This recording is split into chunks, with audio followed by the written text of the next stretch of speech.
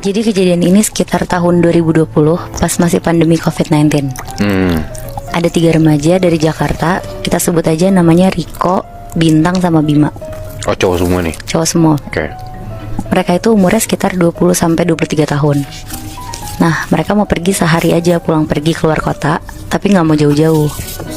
Karena waktu itu lagi ribet juga kan, lagi pandemi, dan kalau bisa yang deket-deket aja. Karena ke Bandung kan juga udah bosen. Akhirnya Bintang nyaranin buat ke Anyer aja main di pantai. Mereka bertiga mutusin untuk ke salah satu pantai di Anyer yang sepi dan view-nya lumayan bagus untuk sunsetan atau nyantai di sana. Perjalanan ke sana sekitar 3 jam dari Jakarta. Nah, karena mereka nggak pernah ke situ, sekitar jam 3 sore di daerah Cikoneng, Google Maps tuh nunjukin untuk kayak masuk ke gerbang gede gitu. Tapi isinya kayak komplek tapi terbengkalai. Nah, karena gerbangnya juga nggak dikunci, akhirnya mereka bertiga masuk ke sana. Karena Bintang yang megang Google Maps, akhirnya Riko nanya, "Lo yakin Tang lewat sini buat ke pantainya?" Terus Bintang tuh yakin banget, dia bilang, "Ini dikit lagi sampai kalau lewat sini." Akhirnya mereka masuklah lewatin gerbang itu. Pas mereka masuk, ternyata itu tuh villa semua isinya, jadi bukan komplek perumahan. Akhirnya mereka terus ngikutin jalan sesuai mapsnya. Tapi Bima di situ bilang, "Kok perasaan gue nggak enak ya kita kesini? Nggak mau cari pantai yang lebih ramai aja?" Tapi si Bintang tuh kok aja mau ke pantai ini karena alasan sepi dan katanya tuh bagus. Jadi kondisinya tuh Moebi, kanan kiri tuh villa, dan rumput-rumputnya tuh kayak udah panjang semua, kayak nggak keurus. Enak, berarti ini mereka lagi di semacam villa-villa gitu, yang mana setelah ngelewatin villa ini mereka sampai ke pantainya? Iya bener, Oh, Bi. oke. Terus. Nah, pas lagi jalan pelan-pelan sambil ngeliat kanan kiri, Riko yang lagi nyetir tuh ngeliat dari spion kanannya dia, ada nenek-nenek pakai kebaya merah lagi jalan sendirian. Berarti posisinya di belakang mobil dia itu kan nenek-neneknya. Tapi sama Riko tuh nggak terlalu dipikirin karena ya mungkin nenek-nenek ini tuh mau ke arah pantai juga. Nah, pas Riko lanjut jalan ke depan, terus dia mau belok ke kanan, otomatis dia lihat spion kanannya kan. Iya. Nah, pas dia lihat, nenek-nenek yang tadi jalan di belakang mobilnya itu tiba-tiba kelihatan di spionnya lagi duduk di belakang mobil luarnya. Jadi karena mobil dari Riko ini sedan, Moy, ada space kan kayak bagasi gitu. Nah, nenek-neneknya tuh duduk di situ sambil senyum-senyum melihat kanan kiri. Oh, Kebayang nggak? jadi di atas bagasinya sedan gitu? Iya. Wow. Nah, itu tuh Riko kaget banget sampai banting setir ke kiri. Tapi nenek-nenek itu bener-bener masih duduk nempel aja di atas bagasi mobilnya. Wow. Akhirnya Riko bilang ke Bintang sama Bima untuk lihat ke belakang mobilnya dia dan ngasih tahu kalau ada nenek-nenek yang duduk di belakang mobilnya. Bima sama Bintang di situ langsung ngeliat ke belakang dan bilang ke Riko, "Hah, gila lo ya? Mana ada anjir, nggak ada apa-apa. Lo jangan nakut-nakutin gitu dong kok." Terus Riko kaget karena mereka tuh nggak bisa lihat apa-apa kan. Akhirnya Bintang bilang, "Udahlah, jangan macem-macem, kita kan mau ke pantai, jangan yang aneh-aneh lah bahasnya."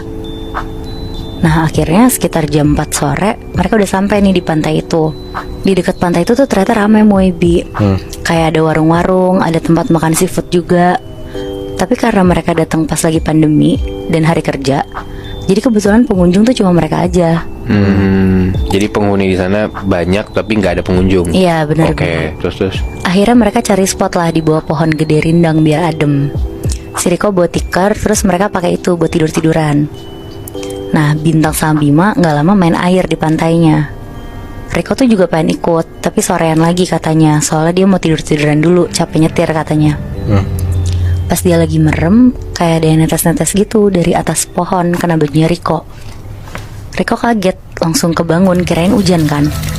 Pas dia melek, Moebi, di atas pohon gede itu ada nenek-nenek yang tadi numpang di mobil Riko. Lagi mangap, terus liurnya tuh netes ke bawah, ke bajunya Riko. Riko loncat, terus langsung lari ke Bima sama Bintang dan langsung bilang, "Sumpah, di atas pohon ada nenek-nenek, sumpah." Mereka berdua langsung nyamperin tempat Riko itu kan.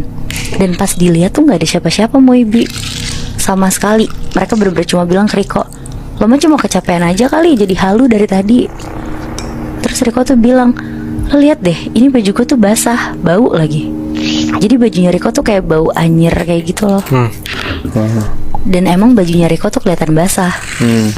Nah, habis itu dia langsung ganti baju dan pindah tempat duduk. Jadi udah gak duduk di situ lagi. Terus dia bilang ke Bima sama Bintang untuk pulang sebelum gelap karena dia males ngeliat macam-macam sendirian lagi kan. karena dia udah ketakutan dan teman-temannya masih main air, akhirnya si Riko nih melipir duduk di warung yang ada di sana.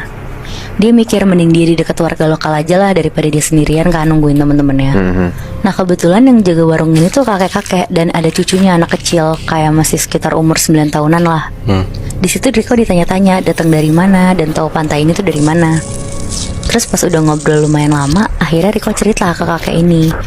Dari tadi pas OTW sini tuh dia ditumpangin sama sosok nenek-nenek.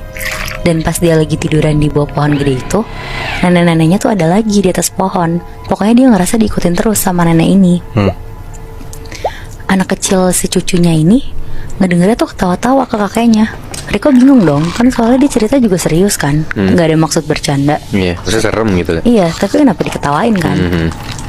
Nah karena dia diketawain kayak gitu, akhirnya si Riko tuh jadi males dan jadi diem aja bengong sambil ngeliat ke arah pantai. Nah gak lama, dari arah samping kanan Riko datang nenek-nenek yang tadi dia lihat ke arah warung yang didudukin Riko. Jadi Riko kayak duduk di kursi kayu gitu yang ada mejanya juga di depan warung itu. Nah kebetulan si nenek ini tuh juga duduk di sebelah Riko. Sebelah banget. Sebelah banget Moy. Anjir. Tapi Riko tuh pura-pura gak lihat ke arah nenek itu dan ngelihat ke pantai aja sambil deg-degan. Riko tuh berusaha ngelihat pakai ekor matanya Riko loh Moebi ke arah nenek ini. Nah pas kelihatan si kakek warung ini tuh ngasih segelas kopi hitam. Kopinya tuh pekat banget ke si nenek ini. Riko tuh kaget kalau si kakek ini tuh ternyata bisa ngelihat kan nenek-nenek ini. Akhirnya Riko nengok ke arah mereka.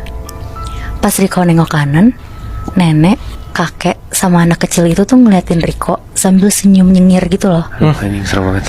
Tapi tuh diem aja nggak gerak sama sekali. Anjir. Di situ Riko lari kenceng banget sampai jatuh-jatuh ke pasir dan nyamperin orang yang ada di tempat makan seafood. Nafasnya dia tuh bener-bener terengah-engah banget sambil nanya ke mas-masnya itu, "Mas, itu warung apa sih? Siapa sih yang punya?" Kata mas-masnya, "Warung depan ya? Kosong mas, nggak ada yang jual, pulang kampung orangnya." Terus itu siapa? Kakek-kakek, anak kecil sama nenek-nenek. Nah mas-mas seafood itu kaget terus bilang, "Wah itu mah emang sering berkeliaran di sini mas. Apalagi kalau ada orang-orang baru, mereka pasti seneng banget mas." Jadi tuh orang sana pun tuh nggak tahu sosok itu tuh siapa, tapi pernah beredar kabarnya. Katanya tuh ada kasus orang yang sengaja ditenggelamin pakai rantai yang ada pemberat batunya, Moy. Dan mungkin ada hubungannya sama sosok-sosok yang dilihat sama Riko itu. Karena Moy, sampai sekarang gue juga nggak nemu nih berita siapa orang yang ditemuin di kasus itu. Apa jangan-jangan yang ditenggelamin itu nenek-nenek kakek sama cucunya? Nah gue juga nggak tahu sih Moy, tapi 3 sosok itu tuh muncul setelah ada kasus itu. Oh. Makanya mungkin ada hubungannya gitu ya. Nah bisa jadi.